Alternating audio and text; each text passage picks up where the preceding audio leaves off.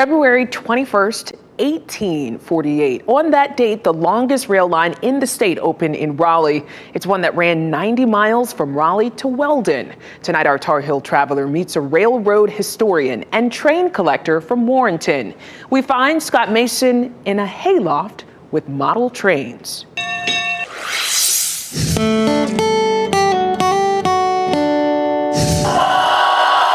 Well, first of all, I'm a history buff. A train buff, too.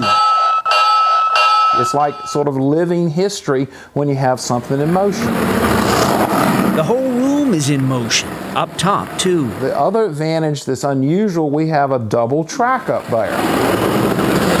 Warrenton, North Carolina. This used to be a hayloft. Yes, this is a former horse stable. Now a kind of museum.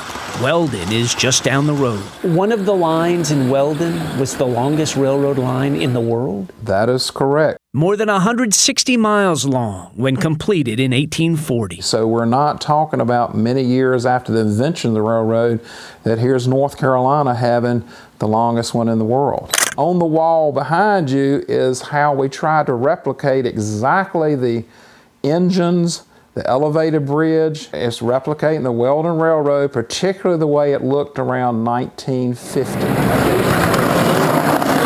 We had the train set in my father's attic. He loved trains as a kid, but then sold his trains as a college kid.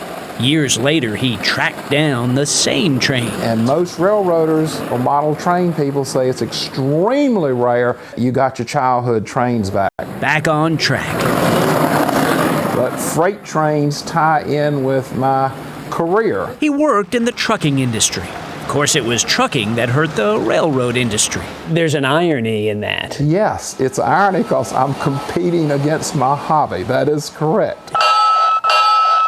All aboard, everywhere west. What great fun. What memories and history upstairs in the old hayloft. A form of history and artwork.